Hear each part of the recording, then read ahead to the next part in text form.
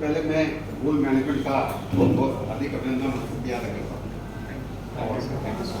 मेरी बच्ची का स्कोर है 650 और ऑल इंडिया रैंक है 4602। सर मेरा क्वेश्चन ये है कि इस साल से जो काउंसलिंग प्रोसीड्यूर में जो चेंजेज आई है सुप्रीम कोर्ट के ऑर्डर से, तो जैसे फर्स्ट काउंसलिंग में हमने अपियर हुआ और हमें कॉलेज अलॉट हो गया, तो कॉलेज अलॉट होने पर मेरे पास दो ऑप्शन है, या तो मैं रिटर्न पहला तो एग्जिट कर जाऊँ, दूसरा रिटर्न कर जाऊँ, तीसरा अपग्रेडेशन में चले जाऊँ। मेरे पास तीन ऑप्शन है। मैं तीनों ऑप्शंस में मान ली कि हमने रिटर्न किया और अपग्रेडेशन में चला गया। उसके बाद इस बार सिस्टम होगी कि ऑल इंडिया फर्स्ट राउंड के बाद स्टेट का फर्स्ट राउंड होगा, तो फिर मैं क्या स्टेट का फर्स्ट राउंड पार्टिसिपेट कर सकता हूँ? फर्स्ट क्वेश्चन, क्योंकि मैं वहाँ कॉलेज ले भी लिया हूँ और अपग्रेडेशन में चला भी गया, तो चला जाने के बाद तो चेंज सिस्टम हो गया, उसका फर्स्ट राउंड फिर स्टेट का फर्स्ट राउंड, फिर ऑल इंडिया का सेकंड राउंड, फिर स्टेट का सेकंड राउंड। तो अगर ऑल इंडिया का फर्स्ट राउंड में ले लिया तो क्या मैं स्टेट के फर्स्ट राउंड में जा सकता हूँ? दूसरा क्वेश्चन ये निश्चित है कि स्टेट का जो मेरा टॉप लेवल कॉलेज है उस लेवल पर हमको ऑल इंडिया कॉलेज नहीं मिलेगा, क्योंकि उस कॉलेज को ऑल इंडिया लेवल में हाई मार्क्स आता है। और हर बच्चे मान लीजिए हम पीएमसीएच को टारगेट करते हैं, तो पीएमसीएच के रेंज तक ऑल इंडिया में चॉइस डालते हैं तो हमें नहीं मिलेगा। हमें ऑल इंडिया में पीएमसीएच से नीचे विद्या बैंक तक के कॉलेज को डालेंगे तभी जाकर हमको मिलेगा।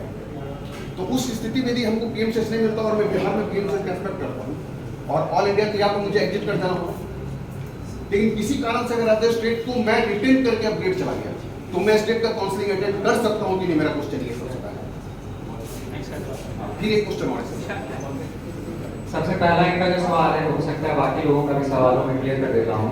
इनका पहला जो सवाल था ये था कि ऑल इंडिया और स्टेट का जो काउंसलिंग है, ये पॉइंट्स को मैं रखने ही वाला था। ऑल इंडिया जब अपना काउंसलिंग का शेड्यूल देगा, लास्ट ईयर से ये चीज़ें आई थी, क्योंकि अब सेकेंड राउंड के बाद भी काउंसलिंग एक्सटेंड कर रहा था, तो काउंसलिंग शेड्यूल वो ऑल इंडिया और स्टेट दोनों का लेकर के देता है। पहला चीज़ यानी कि वो इस तरह से देता है कि वो एक दूसरे से कॉलैप्स नहीं करे और ऑल इंडिया और स्टेट का काउंसलिंग हो जाए एक साथ। यानी कि ऑल इंडिया के सेकेंड राउंड के बाद आपका स्टेट का आपका शुरू करने का होता है। ये अलग बात है कि स्टेट फिर इस बीच में क्या करते हैं, कुछ स्टेट कुछ चीज़ों को फॉलो करते हैं और कुछ मिसमैच कर जाते हैं, जिसके कारण क्या होता है कि डेटा एक दूसरे से टकराने लगता है और स्टूडेंट के पास प्रॉब्लम रहता है कि अब मैं क्या करूँ। उस कंडीशन में मुझे या तो ऑल इंडिया में फटाफट लेना होगा या फिर मुझे स्टेट के लिए यहाँ पे वेट करना होगा। ये कंडीशन आता है, लास्ट ईयर भी आया था। तो इसमें मेरा सजेशन ये होगा कि पहला ये है कि ऑल इंडिया का, जो मैंने पहले अभी बताया था कि ऑल इंडिया का फर्स्ट राउंड और बिहार का फर्स्ट राउंड आपका जो होता है वो आपका फ्री एग्जिट का ही राउंड होता है। पहले इस चीज़ को समझें, यानी पहला राउंड जो एक्सपेरिमेंटल राउंड आप कर सकते हैं या ये कर सकते हैं कि फर्स्ट राउंड में जो आपको कॉलेज मिलता है, आप चाहें तो उसको ले करके ऑल इंडिया के अंदर मैं बात करूँ पहले, ऑल इंडिया में अगर पहले कॉलेज आया आप ले करके फिर उसको आप रिटेन करके क्रेडिशन ले सकते हैं या फ्री एग्जिट करके सेकेंड राउंड में मूव कर सकते हैं। निसंदेह अभी सर ने अभी कहा आपको कि सेकेंड राउंड में पॉसिबिलिटी सबसे ज़्यादा रहती है कि फर्स्ट राउंड से बेटर कॉलेज मिलने का, खास करके जो इन्होंने अपना रैंक बताया।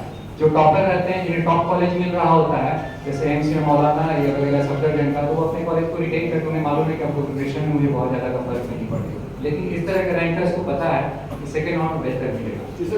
लेकिन स्टेट की अगर बात करता हूँ, स्टेट में आ जाता हूँ, तो स्टेट की मैं बात करता हूँ, तो स्टेट में जो आपका फर्स्ट राउंड का कॉलेज जो मिलेगा वो डेफिनेटली आपके पास दो ऑप्शन होंगे, या तो अब मुझे ऑल इंडिया का सेकेंड राउंड में मूव करूँ या स्टेट के फर्स्ट राउंड में मैं यहाँ एडमिशन ले लेता हूँ और फिर उसके बाद में स्टेट के सेकेंड राउंड या ऑल इंडिया के सेकेंड राउंड का मैं वेट करूँ। ये दो कंडीशन आपके पास आएंगे। नहीं सर, मेरा क्वेश्चन था कि यदि मैं ऑल इंडिया के फर्स्ट राउंड को रिटेन कर जाता हूँ, रिटेन करके अपग्रेडेशन में चला जाता हूँ, इस बार की तो चेंज सिस्टम हो गई कि ऑल इंडिया का फर्स्ट राउंड के बाद फिर स्टेट का फर्स्ट राउंड होगा। ये बात तो नहीं, इस बार जो सिस्टम जो चेंज बनाई जा रही है, जो मैं समझ रहा हूँ कि ये तो नहीं है कि ऑल इंडिया के सेकंड राउंड होगा फिर स्टेट का होगा, ऑल इंडिया के फर्स्ट राउंड के बाद का क्वेश्चन सर समझ गए हम लोग। आप उसमें एडमिशन करके रिटेन करने के बाद भी स्टेट का काउंसलिंग अटेंड कर सकता हूँ कि नहीं? में आप अटेंड बिल्कुल कर सकते हैं। अच्छा, अटेंड कर सकते हैं। और अगर हमको स्टेट का कॉलेज अलॉट हुआ, मेरा वहाँ से आप क्विट करके आपके यहाँ तो फिर हमको वहाँ कैंसिल कराना होगा। कैंसिल ऑलरेडी हो ही वो सर कैसे सर्टिफिकेट निकालेंगे तो कैंसिल नहीं होगा। देखिए ऑल इंडिया का एडमिशन नहीं किया, नहीं, हमने रिटेन का एडमिशन ले लिया और रिटेन करके फर्स्ट राउंड में और रिटेन करके अपग्रेडेशन में चला गया। देखिए वहाँ एडमिशन मैंने रिटेन किया और अपग्रेडेशन में चला गया, सॉरी रिटेन नहीं किया, एडमिशन लेके अपग्रेडेशन में चला गया, तो फर्स्ट राउंड से सेकंड राउंड में चला गया और उसमें स्टेट का फर्स्ट राउंड हुआ। तो फर्स्ट राउंड में हम इंटाइटल हैं कि नहीं लेने का पहला क्वेश्चन सर, है। आप बिल्कुल इंटाइटल हैं स्टेट के फर्स्ट राउंड के। मैं बोल रहा हूँ पहला राउंड ऑल इंडिया और स्टेट को दोनों की स्टेट के लिए हमको अलॉट होता है, मेरा डॉक्यूमेंट्स वो सब सबमिट हो गई है। अब मैं बता देता हूँ, फाइनल बता दूँ, समझिए आप ऑल इंडिया के जब आप सेकंड राउंड का जो लास्ट नहीं सर, सेकंड राउंड की क्वेश्चन भी नहीं आ रही है। मेरी बात समझिए, मैं जो बताना चाह रहा हूँ ऑल इंडिया का जो सेकेंड राउंड होता है उसमें फाइनली अलॉटमेंट और एडमिशन 2 फैक्टर होता है। अगर किसी ने ऑल इंडिया के सेकेंड राउंड में एडमिशन ले लिया कॉलेज अलॉटमेंट के बाद, तो उसके बाद अब वो कहीं मूव नहीं कर सकते हैं, ना स्टेट में ना ऑल इंडिया। सर वो क्वेश्चन हमारा नहीं है, वो आपका कहना सही तब है। तक आपके पास फ्री है, आप अपने डॉक्यूमेंट्स को ऑल इंडिया वापस ले सकते हैं। ले सकते हैं। मैं इसलिए मैंने लास्ट पॉइंट पे बता दिया, तब तक आप फ्री हैं, कभी भी अपने कॉलेज से डॉक्यूमेंट्स ले सकते हैं, क्योंकि फर्स्ट सेकंड के बाद ही रुकावट जो है ना, वो सेकंड काउंसलिंग में जब आप एडमिशन ले लेते हैं उसी के बाद उसको रोक दिया जाता है कि भाई आप नहीं आते हैं। तब आप उसके पीछे रीजन वही है कि जो थर्ड काउंसलिंग हुआ था, जिसके लिए बड़ी सुप्रीम कोर्ट और नीट वगैरह जो हुआ, वही से चली बात कि वो इसमें से इसमें जंप करते थे, यहाँ एडमिशन वहाँ दोनों जगह हो जाता था और सिर्फ कोई ना कोई ऐसे लैप्स करता था। तो पहला काउंसलिंग के बाद सेकंड काउंसलिंग में आप अगर जाते हैं और सेकंड काउंसलिंग में कॉलेज ऑप्ट करते हैं तभी आगे के लिए रोक है। अगर उसी समय आपका फर्स्ट काउंसलिंग बिहार में आता है, यहाँ भी ले लिए, तो यहाँ से आप यहाँ आइएगा तो डॉक्यूमेंट्स तो उठा करके यहाँ लाना ही है, फिर हाँ निकाल लीजिएगा, वो कैंसिल हो जाएगा। आपके पास ऑल इंडिया में वो वैकेंसी दिखा देगा कि आपने मान लिया ले लिया था MP का, कोई इंदौर ले लिया था, इंदौर को छोड़कर आप PMCH आ गए, इंदौर का वैकेंसी तो चला गया इन्फॉर्मेशन के पास, अब वो इंदौर को नए तरीके से फुल करेंगे। लेकिन सेकंड काउंसलिंग में अगर आपने ले लिया कोई भी कॉलेज तो फिर उसके बाद नहीं बताएगा।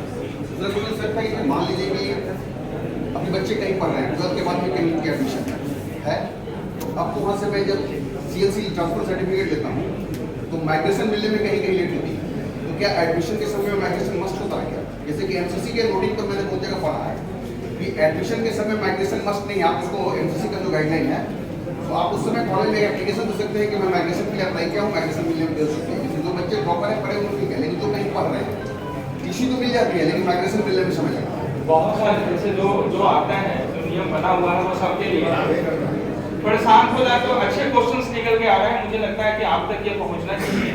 क्वेश्चन बहुत अच्छे सर ने पूछा है और जितना ज़्यादा क्वेश्चन आप सुनेंगे और उसके आंसर तो उतना ज़्यादा आप अपडेटेड हो जाएंगे और ज़्यादा आप उसके करीब पहुंच जाएंगे कि हमें क्या करना है।